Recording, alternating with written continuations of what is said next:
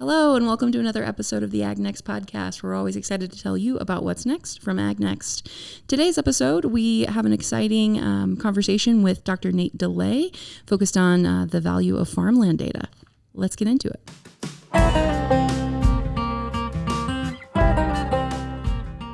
Welcome back to the podcast, Dr. Nate DeLay. How are you doing this morning? Thank you for having me. Yeah, good. Good. So Nate, thanks for joining our podcast again.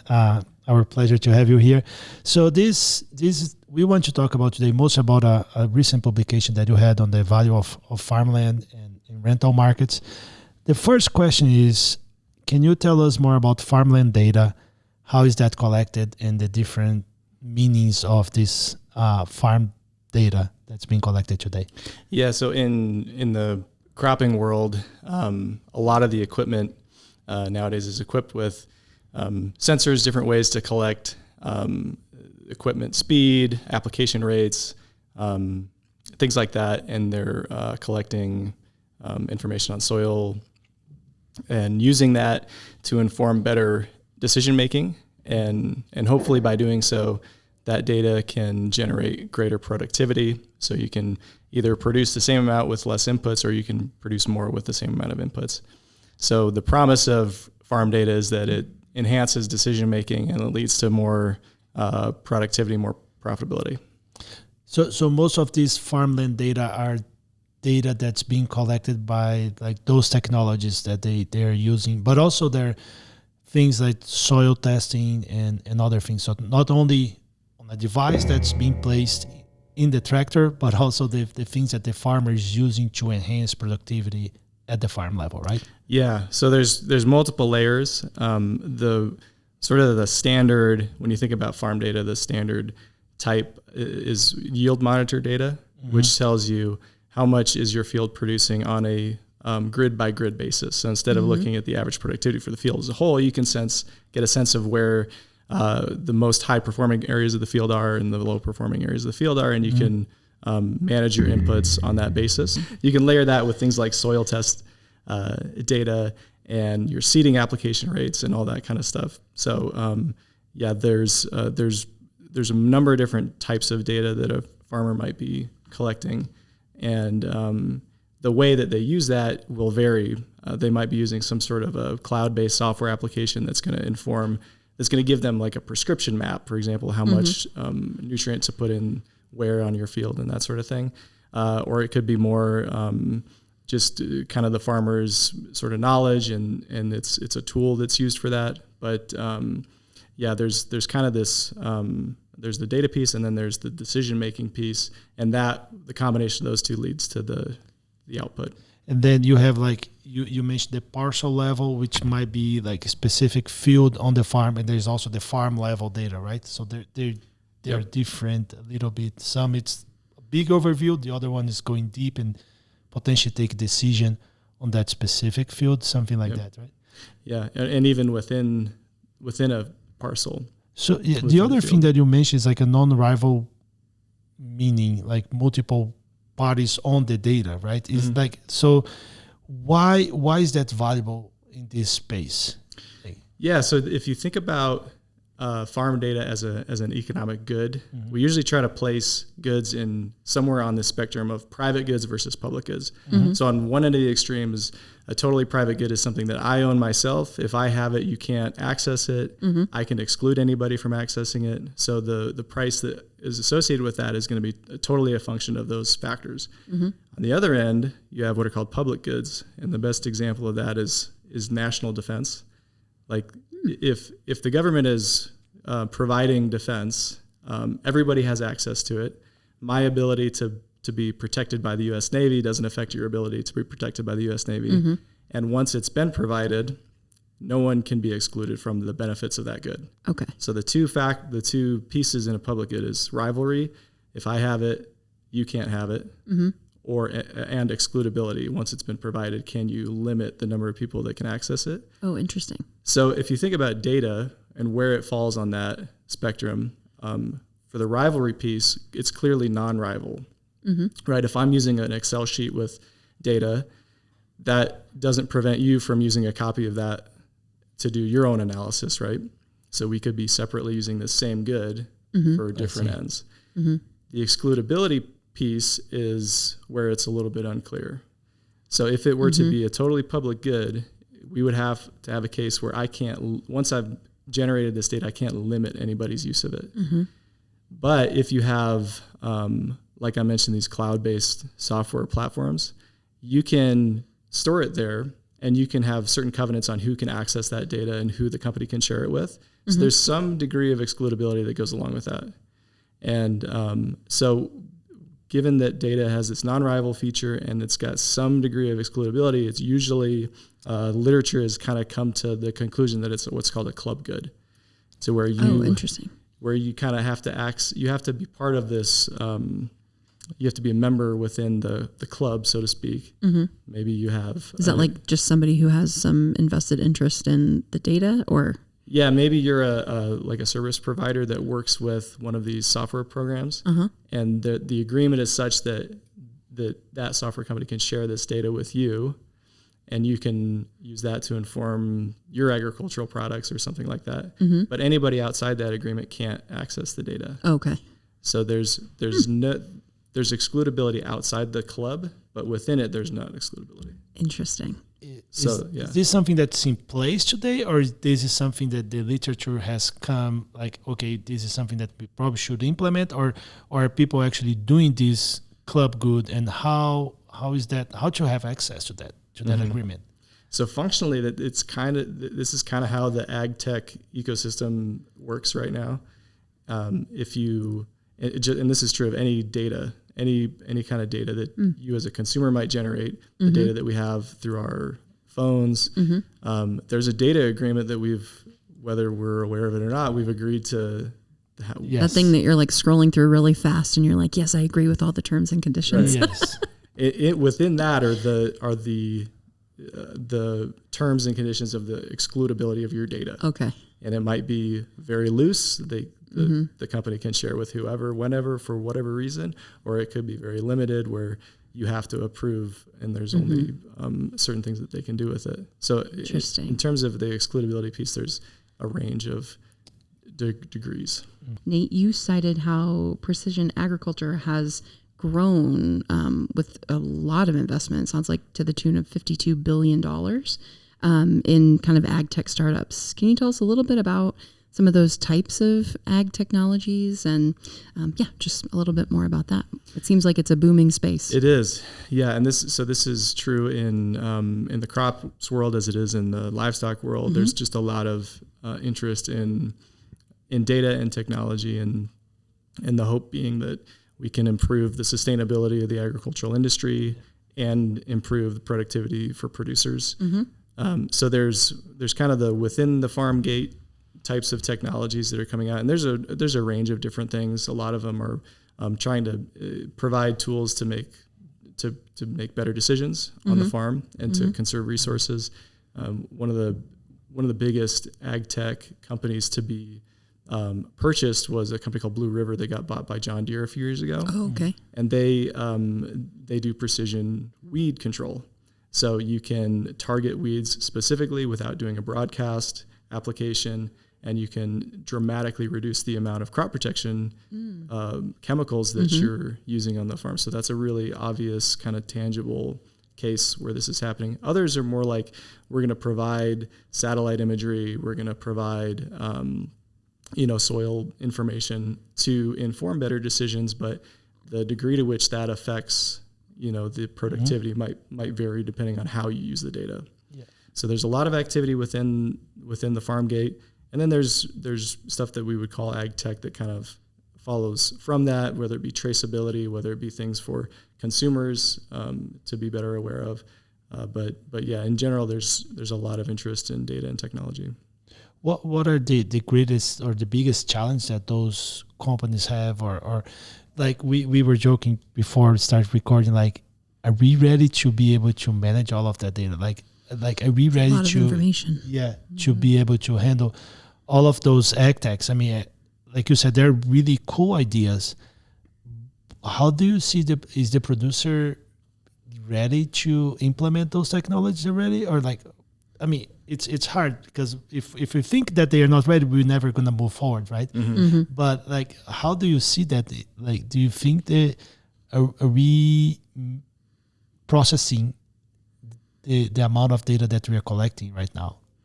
I think it really is a case-by-case basis. There was an article that came out in the Wall Street, I think last year, and the headline was something like farmers are drowning in data, drowning underneath data, something like that. And the crux of the argument of the article was farmers are collecting a lot of data, and they're not. It's just too much to make any use of. So there's a sense that maybe there's too much data just being collected for the sake of collecting data, and I think one thing researchers can step in and do is identify which data types and the frequency of collection and that kind of thing, and we're doing that with some of this livestock data. You know, how often do you have to measure an animal to get a good sense of the methane that they're emitting? Right? How much data do you actually need to get a measurement? So that's where I think researchers can step in. Well, and I know for that particular project that you're talking about, the methane data, we downloaded that. I guess the researchers downloaded that off of 160 animals, and it like broke the Excel line or row commitment, row limit. And so we're having to like go now and go individually by pin or individually by feeder because there's so much data that we have on those animals that were in that trial, which is really cool. I don't want to get really side roads from the paper, but that's a really good point because you do that a lot and probably teach that a lot, but it's good for professionals who are working or starting their careers in agriculture, think about going to agriculture. How important is the ability to manage and deal with data, right? We're just here talking about data. And I think you teach classes more in economics, but I think you're also thinking about teaching classes on data here at CSU, right? So my main class is a finance class. So going back to what you mentioned about like farm level data, this would be an example of the kind of data that I would talk about in that class. Is what is the debt to asset ratio for the whole farm, or what is at the enterprise level, what are the operating costs and that kind of thing. So that's thinking more about the operation as a whole. So we talk about how to analyze that kind of data. But we have a class in our department that's focused on data science. And I used to teach a data science class for agriculture at my old institution, and we would introduce students to different types of data throughout the agricultural supply chain at different industries, be it entomology, be it animal science, be it soil science. And students would get exposed to the kind of data that they would need to use and tools to analyze it. But I don't think producers or people that are getting into agriculture should consider that a barrier that they can't get over. I think there's a lot of opportunities to just learn how to digest this kind of data. So I don't think that should be an impediment to getting involved in ag tech. That's great message. Going back to the paper now, and the paper focus a lot on the rental markets, right? So can you just expand a little bit how farmland has impacted the relationship between the tenant and the landlord, and how and that you discussed it a lot in this publication, but can you expand it a little bit? Yeah, so there's a couple of trends that have taken place where rural parts of the country are seeing population declines. You're seeing people moving out. You're seeing people that grew up in farming backgrounds are maybe leaving for different opportunities, not coming back to work on the farm. So the average age of the U.S. farmer is going up. It's harder. It's 65 or 67. I can't remember. Yeah, it's going up all the time, and so there's fewer people working the land. I mean, there's you always hear that statistic how the share of the American workforce was working on the farm at the turn of the century versus now, right? It's a totally different picture. I think it's 1 or 2% of people work in agriculture, at least in a U.S. context. Yeah. So what that means is the way farmland ownership looks is changing. So the family farmer who owned their land and operated it is becoming is just changing. So it might be that an operator retires and they still own the farmland and they rent it out to another operator, somebody coming into agriculture. Or it may be an absentee landowner that has inherited this land. They didn't work it themselves. They didn't maybe grow up in that community, but they've inherited it and they're in a position to lease out farmland. Sure. Increasingly, there's interest in what do institutional landowners look like? Is that piece of the pie growing? And so that picture of a farmer operating their own land or renting to somebody that they're neighbors with is changing. It's not gone away, but it's changing. So this creates this interest in understanding the productivity of the land and knowing more about the land in these rental markets. And so given that farmers are collecting all this data, we thought it'd be worth asking the question, if a field now has, say, 20 years worth of data that's been collected on it and good records are kept, would a new tenant that's interested in renting that land, would they be willing to pay some premium if the landowner shared that data with them, so that on day one they can use that data in their management decisions? Or that's the management piece. Or if in these rental markets, if landowners say, I'll share all this data with you from the last tenant, or maybe from me before I retired, and I'll transfer the data to you when you occupy it, would that be a value proposition? So there's almost like an incentive to rent with that person. Is that what you mean? Yeah. Okay. Yeah. So there's the signaling piece, because you don't know if you don't assume the data until you agree to rent it. It's sort of like a value proposition. We've got this data. You can't access it until you actually come to occupy it, but maybe that's a signal that the quality of the land is good. That makes sense. So we set up this choice experiment to try to tease out these two effects, and we looked at two common types of farmland data. First is what's called zone soil test data. So a farmer that's engaged in precision ag is going to divide their field up into different management zones based on soil quality and texture and type, and they'll collect data on those zones and for the purposes of managing them separately. So that's data type number one. The other type of data is yield monitor data, which I mentioned, which tells you just on a typically 30 meter by 30 meter grids how much does each part of the field yield. And we said, okay, if a field comes with either one, both, or none of these types of data, what's the differential in what farmers would say they would pay to rent that field?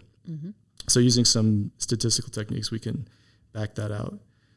And the kind of the headline takeaway is farmers say that this is a stated preference study. So we're relying on what farmers say they would be willing to pay, but they'd pay $4 to $5 an acre in addition to rent land that comes with either types of these data, which is about a 2%, right? Percent premium. It's not a huge amount.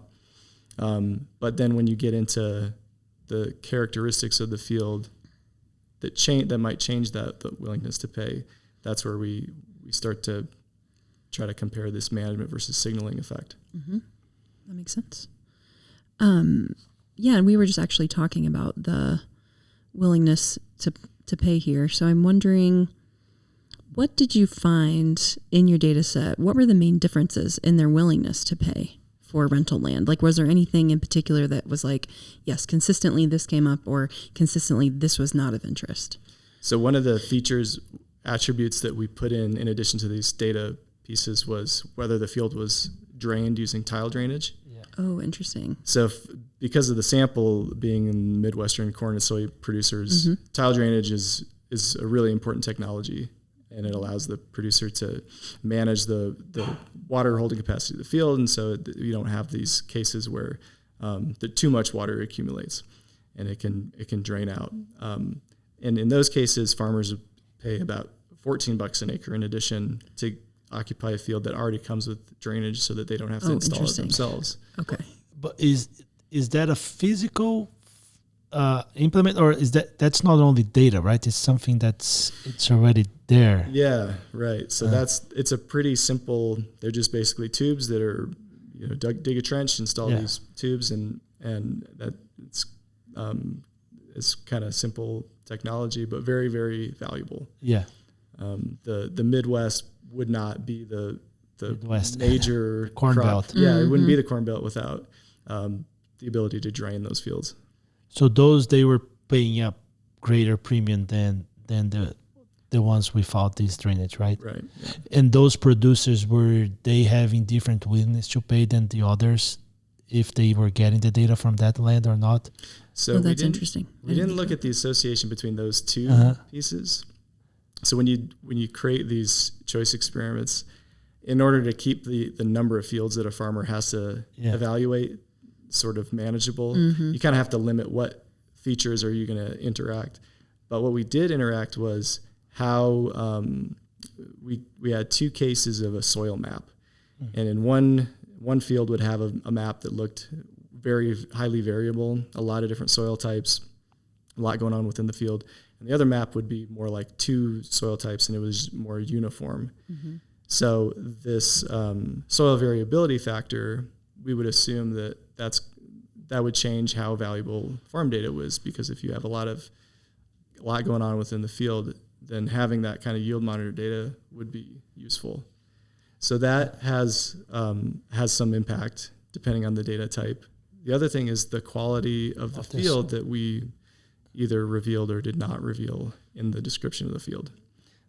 If the soil was better, they would pay more. Is it like, I'm trying to remember what I read, like in a poor soil quality, they would be less willingness to share the data or willingness to pay. Was there something?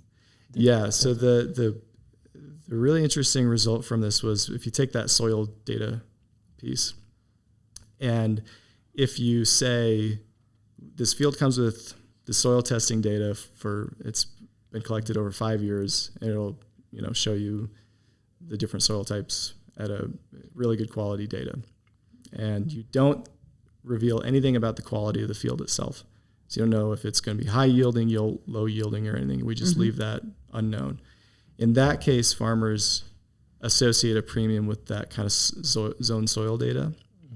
But when you reveal the field to be whatever quality, high or low, that willingness to pay basically goes away. It nets out to zero. There's no additional value that comes with the soil data. Oh, interesting. So the implication there is, without quality information, the soil data seems to have embedding some signal of quality.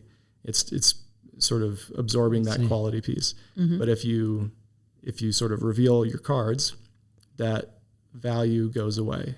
Because you already know you can take some decisions based on that data. So technically you don't really, it's not that you don't need the soil data become less important. Is that something? I think it's indicating that there's a signaling value to it. In the same way that, like, when our students graduate and they go out on the job market, having a degree is a signal of their quality as an employee. But until the employer hires them, they don't know whether they're, of course, our students are all great. Of course. Anybody from Colorado State, we're great. But until they don't show how much work they can deliver, So that it's like you have the credential, but then you have to deliver on the credential, and that can be variable based on the person. Yeah. So the analog there is Interesting. This data, by just virtue of being willing to share it, may be signaling to prospective tenants that the land could be good. So I think all the examples we've talked about have been focused on, the either maximizing or adding willingness to pay.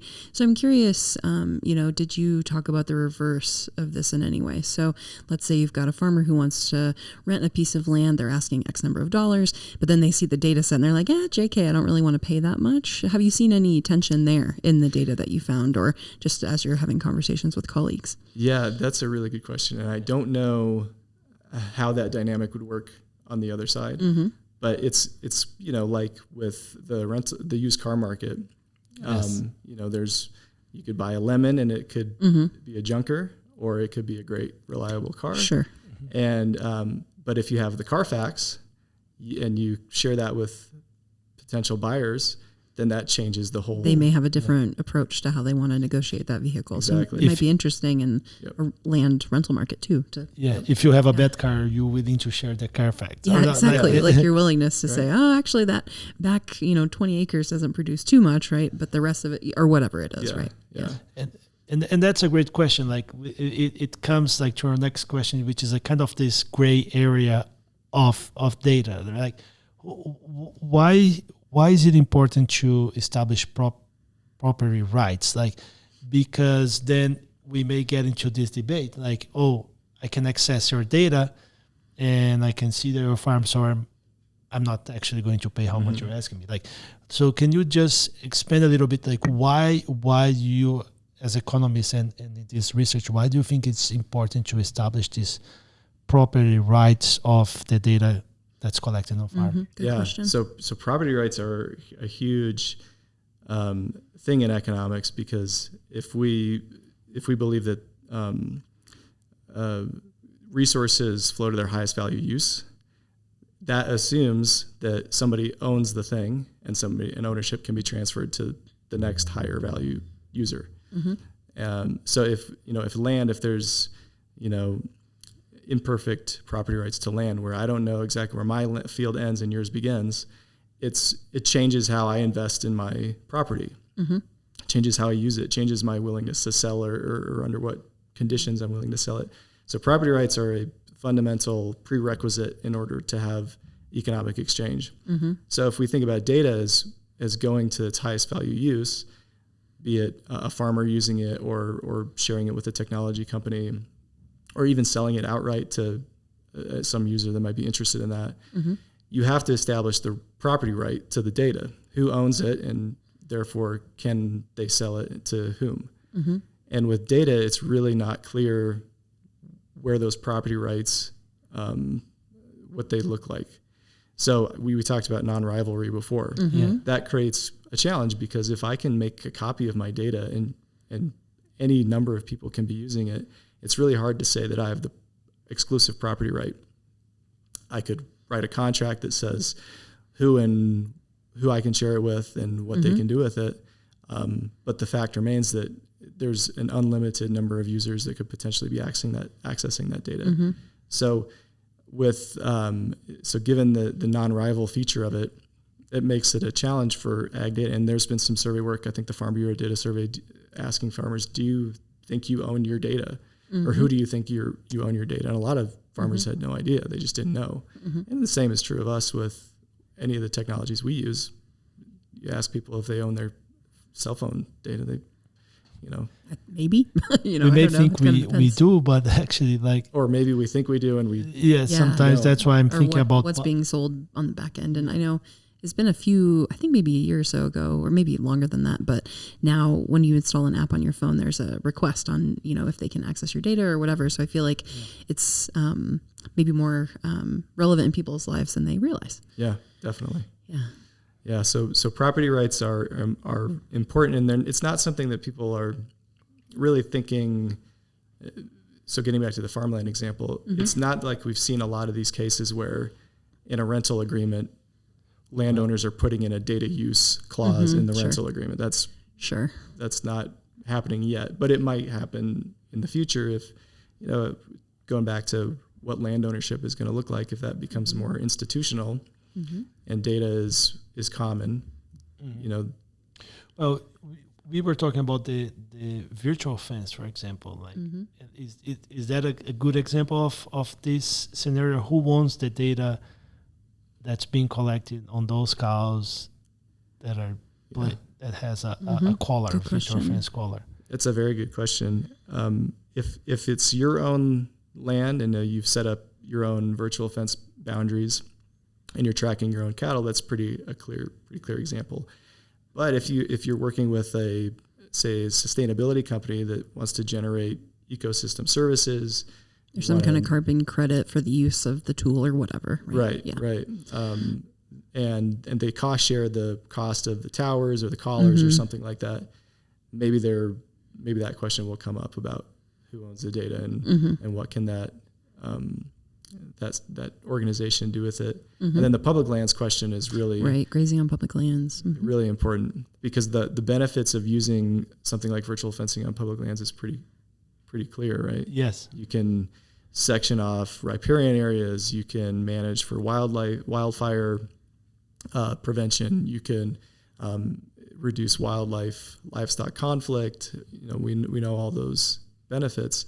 But if you're using this on BLM allotments, the question of the data that comes from those collars might be important, because both parties, the BLM and the grazer, has a claim to the data. Yeah, I mean, potentially it's really, well, and it's interesting how fast the technology, we were talking earlier about ability to manage all the data, but it seems like every day there's a new way to get data in the ag tech space. So I'm kind of curious too, if we can talk a little bit about just like the price of farmland. And we've talked about different ways that people are engaging in production agriculture, right? So maybe they're buying land, maybe they're renting, maybe they're, whatever their approach is to get involved in it. I'm curious, we see the increase of price of land going kind of through the roof, right? And I feel like some folks are in a place where they're having to choose either, do I really want to do this? Do I really want to invest in this? Is this lucrative? And so I'm curious to get your perspective on how do you think this farmland data can help to maybe inform some of that conversation? Is it part of that discussion? What is the kind of the role in that? Within a market, I think it could help with, economists talk about information asymmetries. So it's when we're trading over something and I know more about it than you do. That can create problems for an efficient market, right? So if you have data within a land rental market that gives you everything you need to know about a field, that can resolve some of those information problems. But in terms of what's happening in the overall land value space, I don't know how much it can, how much it will change. I think that train is sort of. She's on the track and she's rolling. Yeah. So the average for farmland in the U.S. a little over $4,000 an acre, but in places like Iowa, you hear these stories about farmland going for $20,000 an acre. There's made me think of this country song that's popular. It's I think by Jordan Davis. It says you can't buy happiness, but you can buy dirt. Oh yes, right. Sure. So there's there's a lot of interest in farmland and rangeland as an inflation hedge. And that said, the 1980s taught us that just because farmland is going up doesn't mean it always will. I'm not saying that we're in for a repeat of that. No.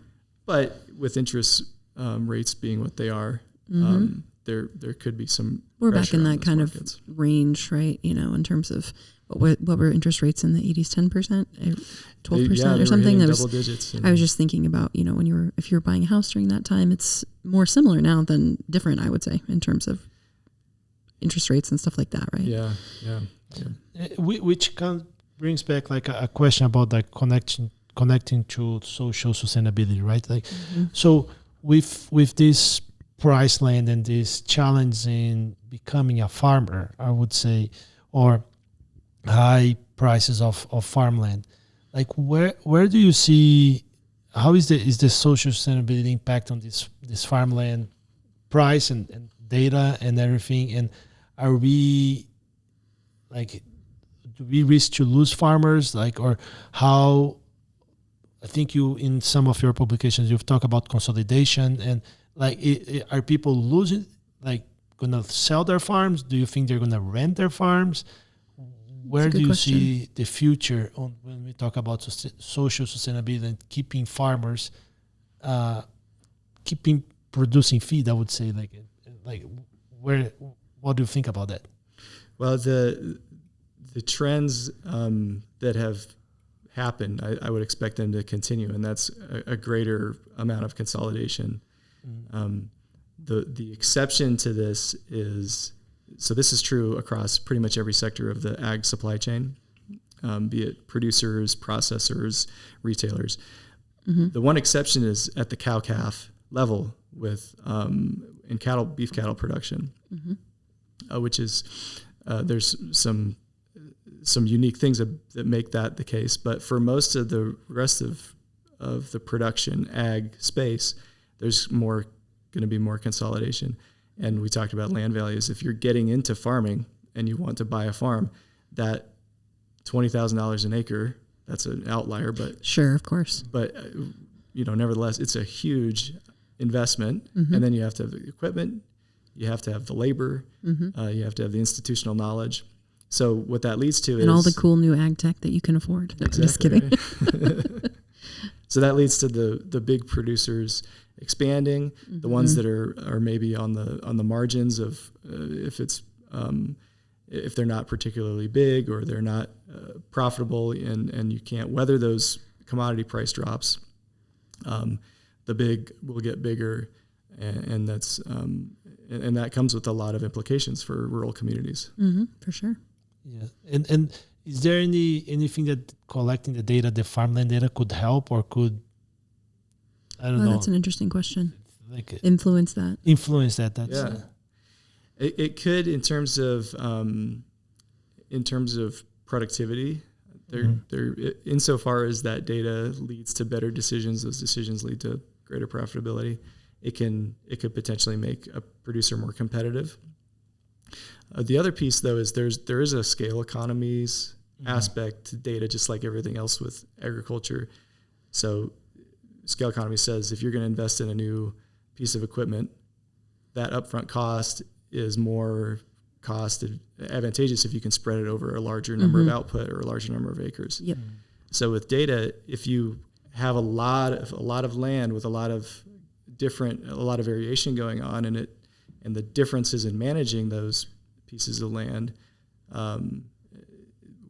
if those benefits only emerge at large scale, then data might have the same challenges of scale that other assets in agriculture do. Interesting. Makes sense.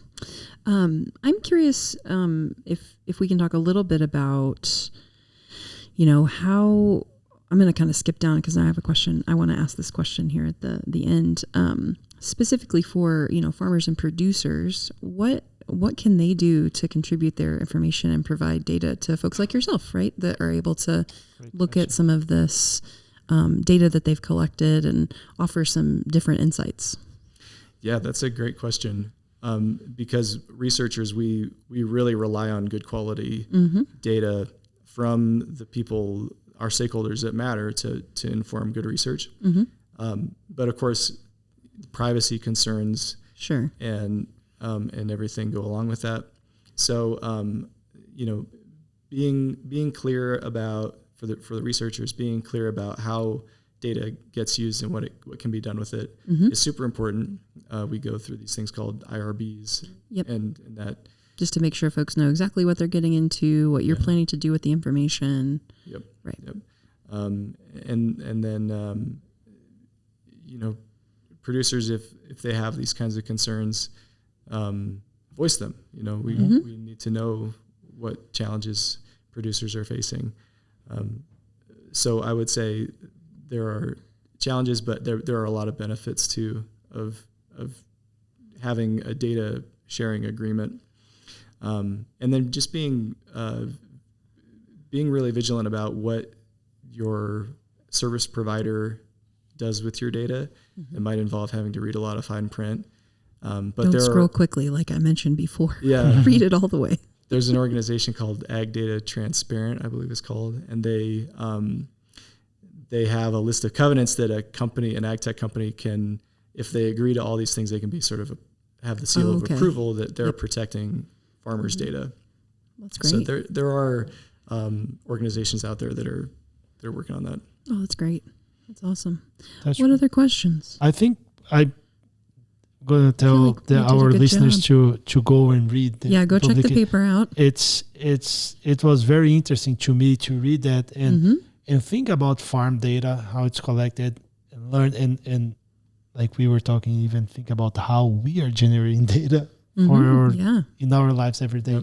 But I never thought about value of that data outside of the decision-making tools. Like we collect a lot of data to see, do I need to put more nitrogen or something that we were talking.